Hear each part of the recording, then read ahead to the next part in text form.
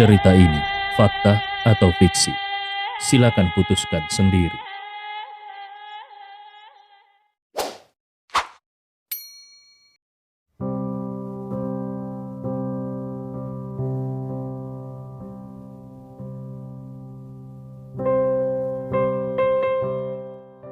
Bab 118. Kamu yang pukul. Gustav melirik ketiga orang yang ada di tanah dan buru-buru membantu Paman Wang dan Bibi Zhang berdiri lebih dulu. Luka keduanya tidak terlalu besar. Kemudian dia membantu Wang Yuheng di samping dan berkata dengan prihatin, "Bagaimana keadaanmu?" Wang Yuheng menatap Gustav dengan tatapan tajam, lalu tiba-tiba dia menyadari sesuatu dan berseru, "Kau adalah Gustav? Bagaimana kau bisa kembali?" Gustav memandang. Gustav mengangguk. Tetapi ketika dia melihat tangan Wang Yuheng yang patah dan memar serta bengkak di tubuh Wang Yuheng, semburan kemarahan tiba-tiba menggulung tubuhnya. Kalau saja dia tidak tiba tepat waktu, konsekuensinya tidak akan bisa terbayangkan. Setelah kedua tangannya hancur, semua usaha Wang Yuheng dalam 10 tahun pertama ini akan sia-sia. Gustav pernah mengalami keputusasaan seperti yang dialami oleh Wang Yuheng saat ini. Jadi dia tahu lebih baik daripada siapapun tentang rasa sakit di hati Wang Yuheng saat ini. Namun dia tidak pernah menyangka kalau yang menghancurkan tangan Wang Yuheng adalah seorang siswa juga. Apakah sekarang ini kehidupan di universitas sudah begitu bebas? Hal yang paling tak tertahankan adalah semua ini terjadi di depan para pemimpin universitas. Kualifikasi apa yang dimiliki oleh pemimpin seperti ini untuk mengajar dan mendidik orang? Mereka hanya sampah masyarakat. Bukan hanya itu, tetapi saat ini orang-orang di sekitar juga bersikap acuh tak acuh. Dari awal sampai akhir, tidak ada yang menghentikan semua tindakan kriminal ini atau bahkan menelpon polisi. Mereka hanya menonton dengan acuh tak acuh saat ketiga orang ini diganggu. Dunia macam apa ini? Mungkinkah saat ini masyarakat sudah mati rasa? Wang Yuheng tersenyum dan terlihat santai. "Saudara Ye, jangan terlibat dalam masalah ini. Aku bisa mengatasinya." Gustav memahami karakter Wang Yuheng. Jadi dia menepuk pundak Wang Yuheng dan berkata dengan serius, "Karena kau selalu memanggilku Saudara Ye, maka hari ini aku akan bertarung untukmu." Wajah Wang Yuheng sangat berubah. Dia tahu kekuatan Gustav. 5 tahun yang lalu, Gustav selalu diintimidasi setiap hari, namun Gustav tidak pernah mengatakan sepatah kata pun. Bagaimanapun juga, Gustav tidak boleh bertarung. Karena kalau dia bertarung, segalanya hanya akan menjadi lebih merepotkan. Keluarga Yu adalah eksistensi yang sangat kuat di kota Agoru. Wang Yuheng berusaha menahan dan berkata, Jangan, Saudara Ye, kumohon." Tetapi Gustav sudah melepaskan dan berjalan menuju Yu Chengdong selangkah demi selangkah. Wang Yuheng ingin berdiri dan meraih Gustav, tetapi Margaret sudah masuk dan menahan Wang Yuheng. "Yuheng, kau terluka. Biarkan aku melihat lukamu." Ketika Wang Yuheng melihat Margaret, dia tertegun pada awalnya, lalu langsung bereaksi dan berkata dengan penuh semangat, Kau adalah kakak Margaret. Kenapa kau juga ada di sini? Aku bahkan tidak bisa mengenalimu. Tapi kakak Margaret, Yu Chengdong memiliki banyak anak buah, sementara kekuatan Saudara Ye." Sebelum dia selesai berbicara, Margaret sudah menyela. "Jangan khawatirkan dia. Sekarang ini tidak ada seorang pun di seluruh kota Agoru yang berani menyentuhnya." Wang Yuheng terperanjat. "Apa? Kakak Margaret, apakah kau sedang bercanda?" Pada saat ini, Yu Chengdong sudah dibantu oleh wakil rektor dan direktur pendidikan. "Tuan Muda Yu, apakah kau baik-baik saja?" Yu Chengdong mendorong mereka berdua menjauh. Dengan mengabaikan debu di pakaiannya, dia memelototi Gustav yang datang dengan kejam dan berkata dengan marah, "Apa yang kau lakukan?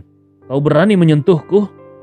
Tatapan mata Gustav terlihat dingin dan dengan niat membunuh yang kuat dia berkata, "Karena orang tuamu tidak bisa mengajarimu menjadi laki-laki, maka hari ini aku sendiri yang akan mengajarimu."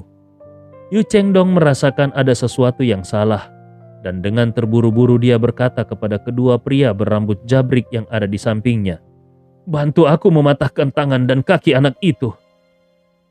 Kedua pria itu menjawab secara serempak, "Baik, Tuan Muda." Setelah selesai berbicara, kedua pria berambut jabrik itu bergegas maju dengan langkah besar dan melompat ke atas. Tangan mereka membentuk cakar dan secara mengejutkan, mereka terlihat seperti elang yang bersiap untuk menerkam kelinci.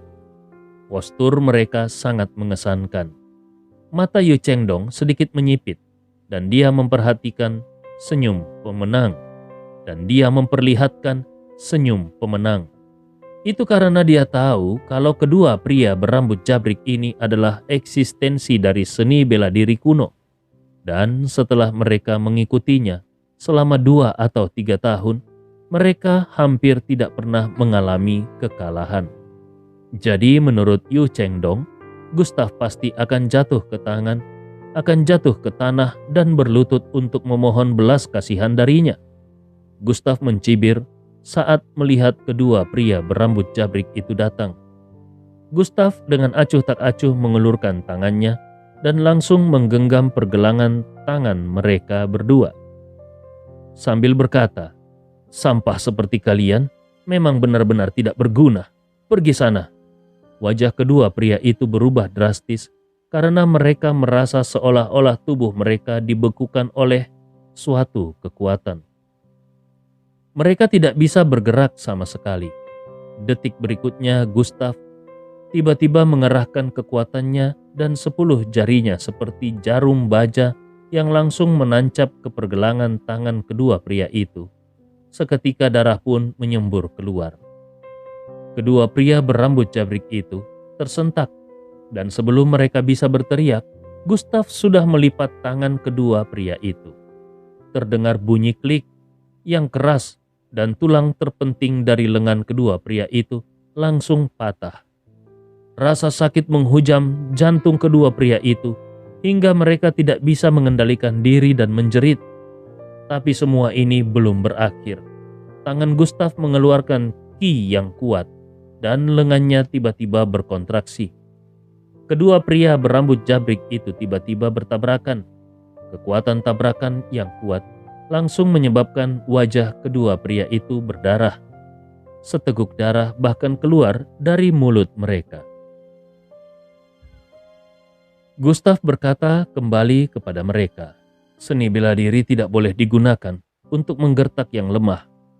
Setelah mengatakan itu, Gustav melempar mereka berdua dengan keras hingga pinggang dan tubuh mereka berdua menabrak pohon pinus yang tinggi. Pohon pinus itu hampir menjadi bengkok. Mereka berdua mungkin tidak mati, tetapi mulai sekarang mereka adalah orang-orang yang cacat dan mereka tidak lagi memenuhi syarat untuk menggunakan seni bela diri.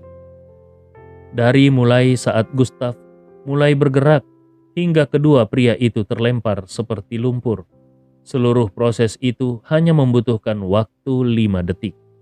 Hanya 5 detik. Poinnya adalah metode yang digunakan Gustav barusan itu sangat brutal dan ganas. Pada saat ini, seluruh dunia seolah terdiam dan sangat sunyi. Para siswa itu bahkan tidak bisa bereaksi. Mereka tahu betapa mengerikannya kedua pria yang ada di samping Yu Chengdong. Kedua orang itu pernah menerbangkan klub taekwondo dan klub karate dengan satu tangan.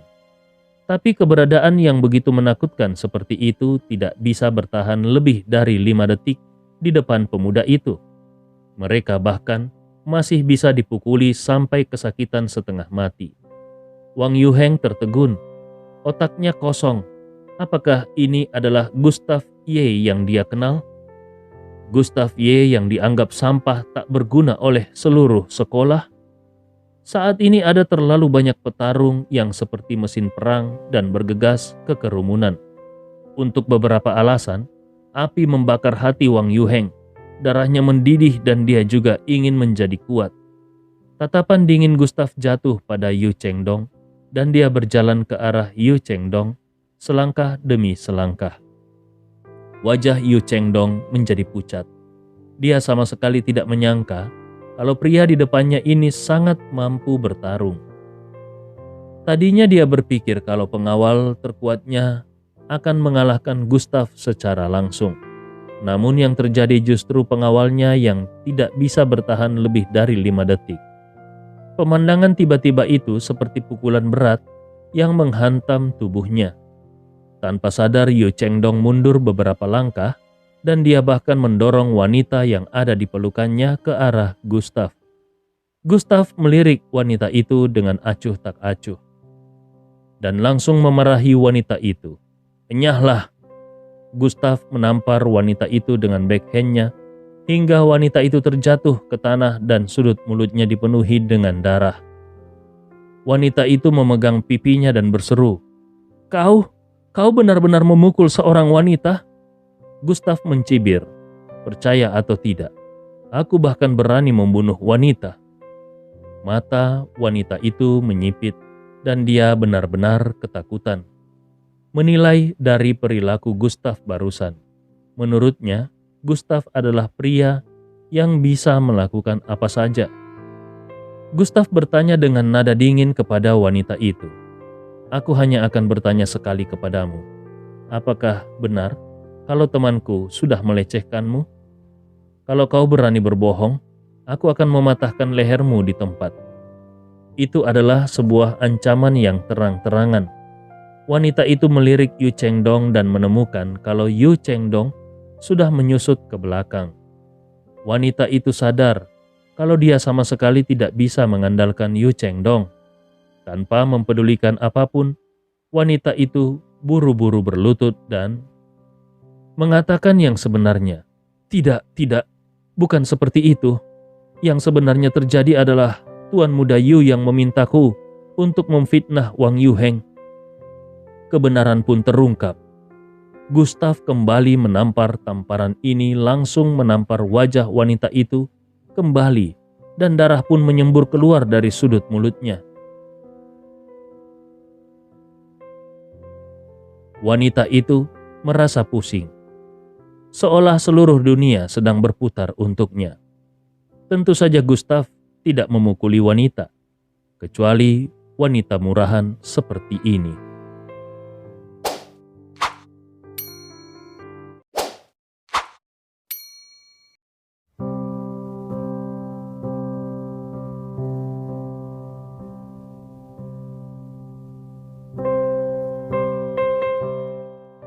Bab 119. Kemudian Gustaf berjalan kembali ke arah Yu Chengdong. Pada saat ini Yu Chengdong sudah bersembunyi di belakang dua pemimpin kampus dan buru-buru memutar nomor telepon ayahnya. Di saat ini hanya ayahnya yang bisa menyelamatkannya. Ketika Yu Chengdong melihat kalau teleponnya tidak terhubung, dia langsung memberikan perintah kepada kedua pemimpin kampus. "Kalian berdua, bantu aku menghentikan orang itu." Kedua pemimpin kampus itu langsung menjadi pucat. Mana mungkin mereka berani menghentikan dewa jahat di depan mereka ini? Namun, wakil rektor masih berkata dengan serius kepada Gustaf, "Kau mahasiswa jurusan mana? Tahukah kau bahwa memukuli seseorang adalah ilegal? Ketika nanti polisi datang..." Sebelum dia selesai berbicara, Gustaf sudah berseru dengan marah, "Cepat berlutut!" Kemarahan Gustaf dengan segera membuat kedua pemimpin kampus itu merasa ketakutan. Dengan berkeringat dingin mereka langsung berlutut di tanah. Gustaf melanjutkan berbicara, "Dengan perilaku kalian ini, kalian tidak layak menjadi pemimpin dan kalian juga tidak layak untuk mengajar dan mendidik orang. Kalian hanyalah pesuruh orang kaya." Kedua pemimpin kampus itu tidak bisa berkata-kata. Mereka hanya bisa menganggukkan kepala mereka lagi dan lagi. Mereka hampir diambang kehancuran. Mereka berpikir bahwa selama mereka berlutut dan mengiyakan semua perkataan Gustaf, maka Gustaf tidak akan mengganggu mereka. Tetapi siapa sangka kalau ternyata Gustav mengangkat salah satu kakinya tanpa ragu dan menendang wakil rektor.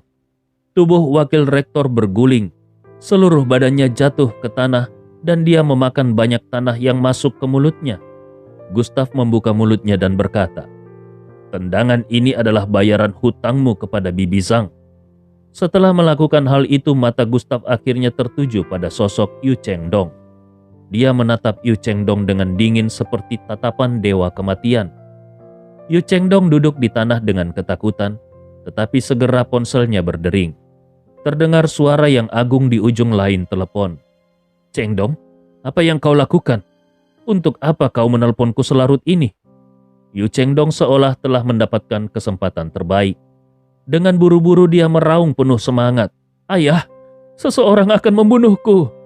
Mendengar hal ini, Yu Xingbang yang berada di ujung telepon langsung tercengang. Tadinya dia berpikir kalau putranya ini sedang bercanda.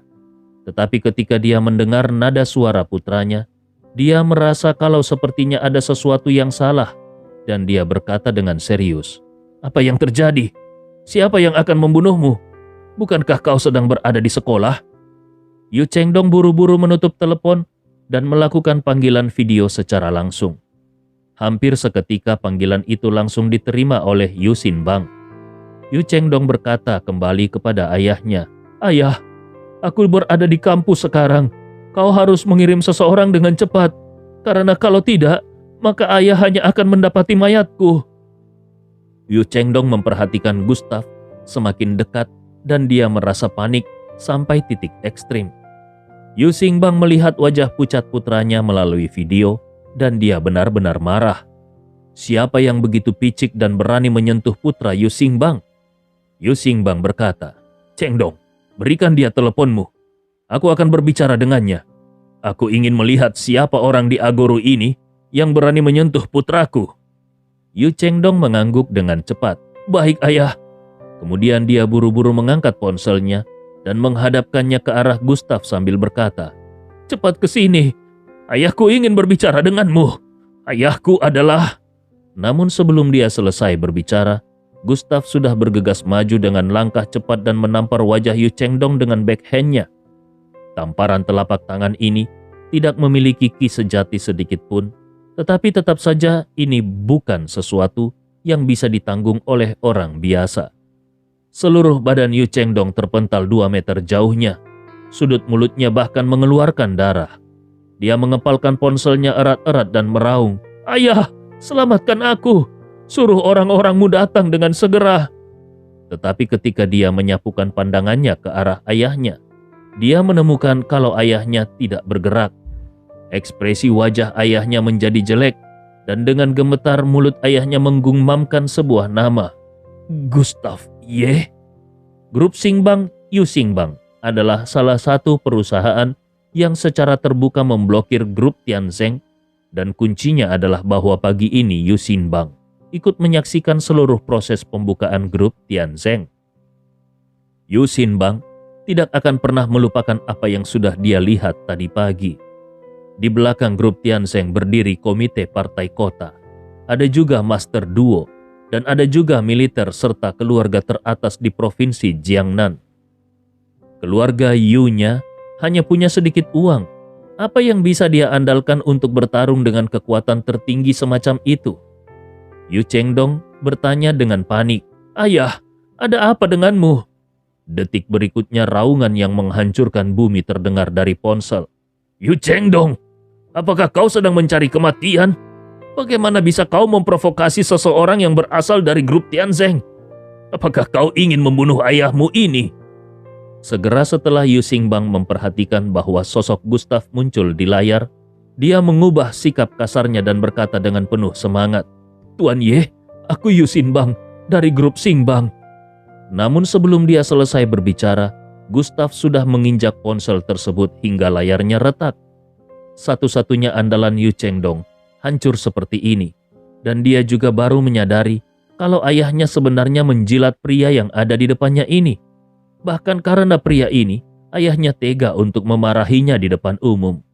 Bagaimana ini bisa terjadi? Sebelum dia bisa bereaksi, Suara dingin Gustav sudah terdengar.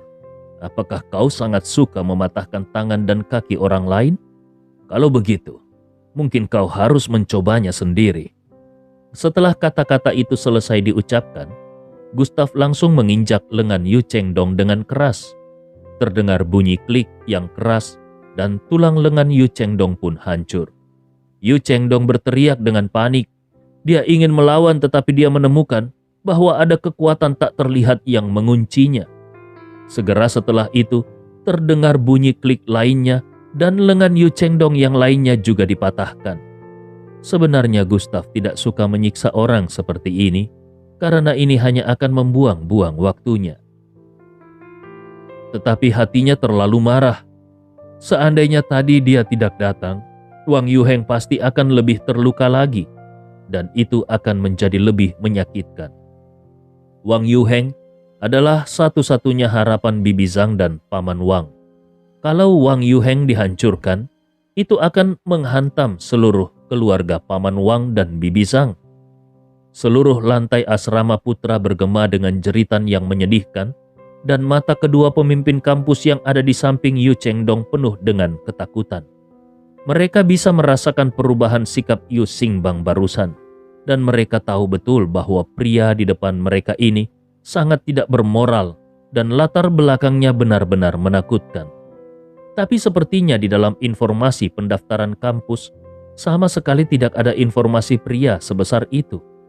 Bukan hanya kedua pemimpin itu, tetapi semua yang hadir juga tidak bisa menahan nafas. Mereka ingin mengeluarkan ponsel mereka untuk mengambil gambar, tetapi ketika mereka memikirkan perbuatan Gustav barusan, mereka pun membatalkan niat mereka itu. Beberapa orang bahkan pergi dengan diam-diam. Tempat ini sama sekali bukan tempat untuk mereka bisa tetap tinggal. Yu Chengdong benar-benar pingsan. Dia tidak berbeda dengan orang yang tidak berguna. Saat ini sirine berbunyi dan beberapa saat kemudian sekelompok polisi bergegas masuk. Gustav tidak mempedulikannya. Dia menelpon Bai Libing dan kemudian mendatangi Wang Yuheng. Wang Yuheng masih tidak bisa mempercayai penglihatannya. Gustav, kau... Gustav tersenyum dan mengangkat lengan Wang Yuheng yang terputus itu. Ini akan terasa sedikit sakit, tapi kau harus menahannya. Detik berikutnya Gustav berbalik sedikit dan langsung memperbaiki posisi tulang yang salah tempat pada saat yang sama. Aliran ki sejati mengalir ke lengan Wang Yuheng.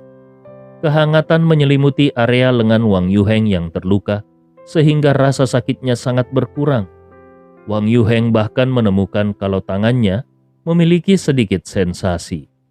Gustav membuka mulutnya dan berkata, "Nanti, aku akan memberimu obat dang, dan kau harus meminum obat tersebut selama beberapa hari. Kalau kau merasa khawatir, kau juga bisa pergi ke rumah sakit untuk mengambil foto ronsen lenganmu. Adapun mengenai pria itu dan kampus, aku yang akan mengurusnya. Di masa depan, ketika kau datang ke kampus ini, tidak akan ada lagi yang berani menyentuhmu." Kata-kata Gustav sangat mendominasi dan terdengar di telinga kedua pemimpin kampus yang sedang berlutut. 5 tahun yang lalu, Wang Yuheng melindungi Gustav dengan kebaikan. Dan 5 tahun kemudian, Gustav menggunakan kekuatannya untuk membalas kebaikan Wang Yuheng. Ketika nanti cedera Wang Yuheng sembuh, seandainya Wang Yuheng memiliki rencana untuk memulai jalur kultivasi, Gustav juga akan mengajarinya beberapa teknik seni bela diri untuk dikembangkan. Tentu saja, itu semua tergantung pada pilihan Wang Yuheng.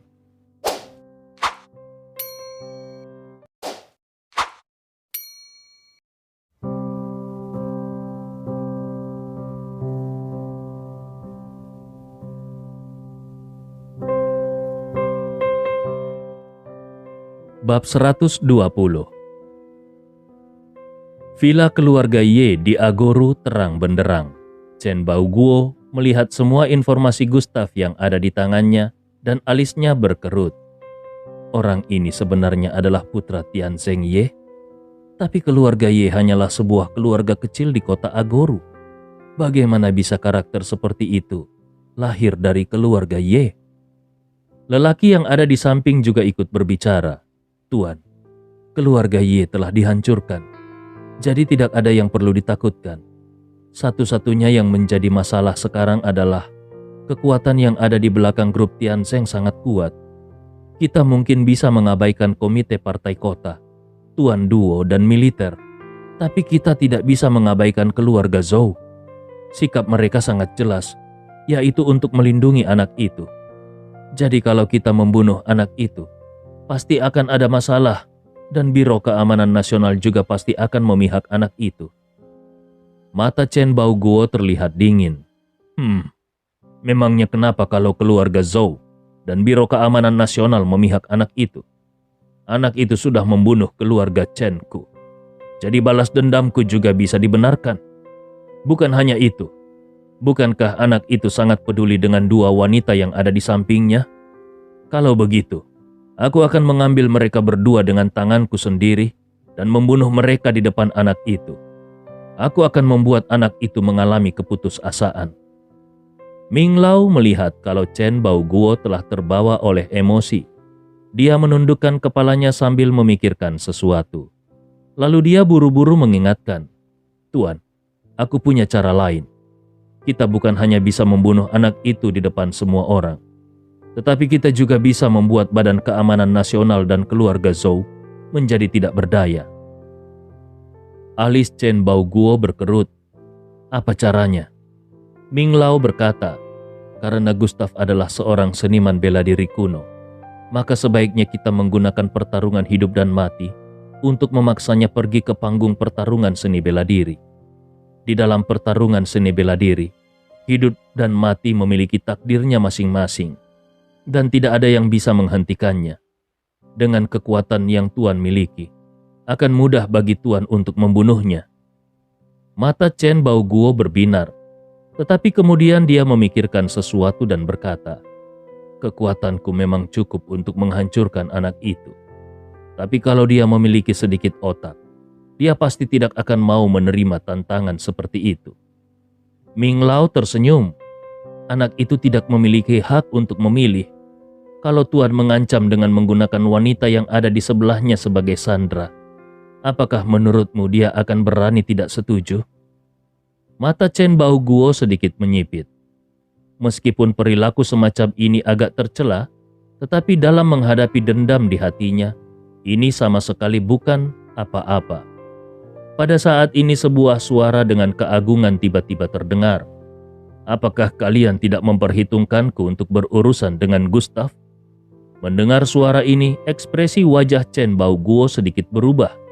Beberapa detik kemudian, pintu didorong terbuka dan seorang pria paruh baya dengan mengenakan jubah muncul di hadapan Chen Baoguo dan Ming Lao. Melihat pria ini, mata keduanya langsung menyipit secara bersamaan. Itu karena yang datang adalah Jiang Yuanli dari keluarga Jiang, keluarga seni bela diri tersembunyi di Jiangcheng, Agoru. Kenapa Jiang Yuanli yang tidak diundang bisa datang ke sini? Chen Baoguo tidak merasa marah sama sekali. Dalam hal kekuatan, Jiang Yuanli belum tentu lebih lemah darinya. Dia melengkungkan tangannya dan berkata, "Patriark Jiang, angin macam apa yang meniupmu untuk datang ke sini?" Jiang Yuanli berjalan langsung ke sofa. Dia mengangkat jubahnya sedikit dan duduk di seberang Chen Baoguo. Matanya menyapu foto Gustav yang tergeletak di atas meja. Detik berikutnya jarinya menekan foto itu dengan kekuatannya yang sangat menakutkan, dan jarinya benar-benar melewati foto itu, bahkan sampai membuat lubang di meja marmer. Kemudian dia berkata dengan ringan, "Aku datang untuk anak ini."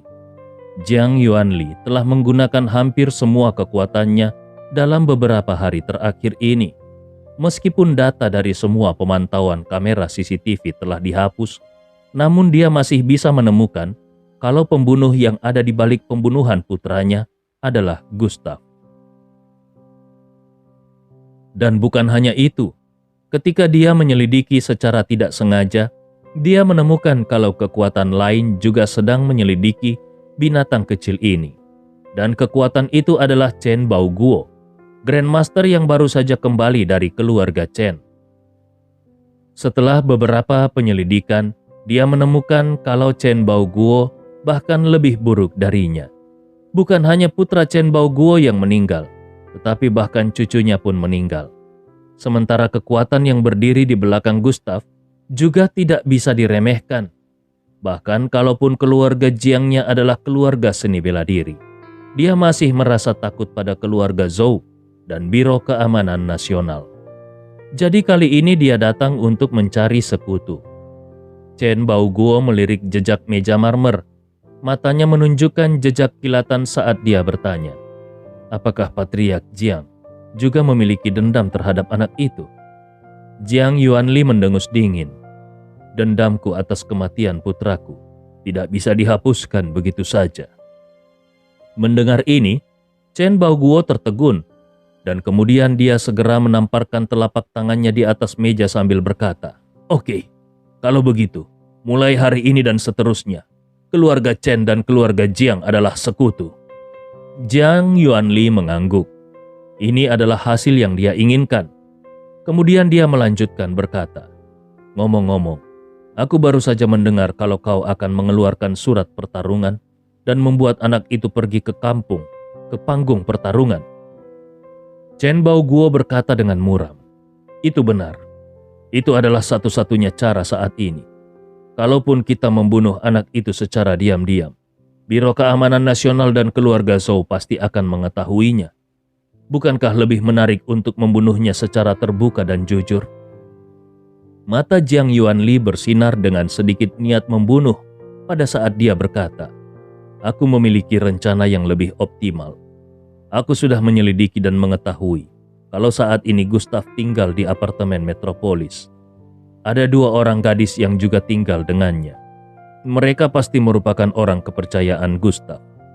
Bagaimana kalau kita mengirim seseorang untuk menculik mereka? Ketika saatnya tiba, Gustav pasti akan datang untuk menyelamatkan mereka. Dalam hal ini, kita bisa memahami kekuatan sebenarnya dari anak itu. Selain itu, aku juga ingin dia disiksa. Terlalu mudah kalau kita hanya membunuhnya di gelanggang pertarungan. Aku tidak bisa menerimanya. Keluarga Jiang bersedia mengirim 3 master teratasnya." Chen Baoguo merenung selama beberapa detik. Kemudian dia melirik para murid yang ada di belakangnya dan membuat keputusan. "Oke, aku bersedia mengirim 4 murid terkuatku. Aku ingin melihat apa yang bisa dilakukan oleh anak itu untuk melawan kita." Saat ini sudah jam 12 malam ketika Gustav dan Margaret keluar dari Universitas Jiangbei. Meskipun Gustav sudah merawat tangan Wang Yuheng yang patah sehingga seharusnya tidak ada banyak masalah, tetapi Bibi Zhang masih merasa sedikit khawatir. Jadi malam itu juga dia membawa Wang Yuheng ke rumah sakit ortopedi Agoru bersama Paman Wang. Gustav bisa memahami sikap Bibi Zhang. Tangan yang patah bukanlah masalah sepele. Dan jika tidak bisa disembuhkan, itu akan hancur selama sisa hidup Wang Yuheng. Adapun Yu Chengdong dan para pemimpin kampus, mereka langsung dibawa pergi oleh polisi. Dengan menggunakan koneksi Bai Libing, Departemen Kepolisian Agoru bahkan tidak berniat menyuruh Gustav membuat pernyataan. Karena lokasi Universitas Jiangbei relatif terpencil, Margaret dan Gustav harus menunggu lama untuk bisa mendapatkan taksi online. Margaret merasa sedikit menyesal karena sudah menjual mobil Beetle-nya. Kalau bukan karena urgensi keuangan, dia tidak akan mau menjual mobilnya itu. Pada saat ini Gustav berkata, "Ayo kita jalan sedikit. Mungkin ada taksi yang sedang lewat di depan." Margaret mengangguk setuju. "Baiklah." Karena angin bertiup agak kencang, Gustav pun melepas mantelnya dan mengenakannya pada Margaret.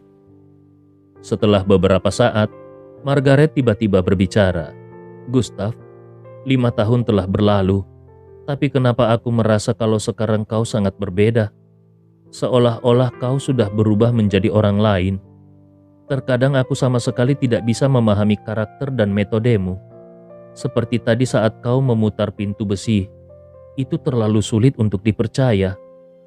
Gustav meregangkan pinggangnya dan berkata dengan ringan, "Setelah bertahun-tahun, akhirnya aku bisa memahami sebuah kebenaran. Hanya ada dua cara untuk tetap bertahan hidup. Entah kita yang diubah oleh aturan, atau kita yang mengubah aturannya. Aku memilih untuk menjadi yang terakhir. Margaret baru saja ingin menanyakan sesuatu ketika sebuah taksi tiba-tiba melintas. Margaret pun melambaikan tangannya untuk memberi isyarat kepada taksi itu. "Tuan, di sini." Segera taksi itu pun berhenti di depan keduanya.